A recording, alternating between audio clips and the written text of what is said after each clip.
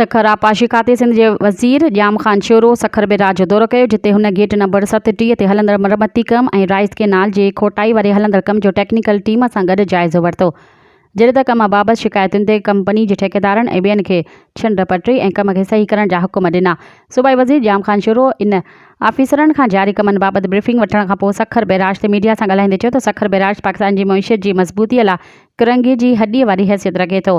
Sukkur barrage 76 लख एकड़ ज़मीन आबाद करे थो, जंहिं सां रोज़गार ऐं मुआशी मसइला हल थियनि था। उन जी साड़ संभाल लाइ सिंध हुकूमत ऐं वर्ल्ड बैंक जे सहकार सां कमु जारी आहे। हिन मंसूबे लाइ 74 बिलियन रुपया रखिया विया आहिनि। मज़ीद ख़बरनि ऐं तफ़सीलात लाइ विज़िट कयो असांजी वेबसाइट www.awamiNewsHD.com ऐं ॾिसंदा रहो अवामी न्यूज़ HD।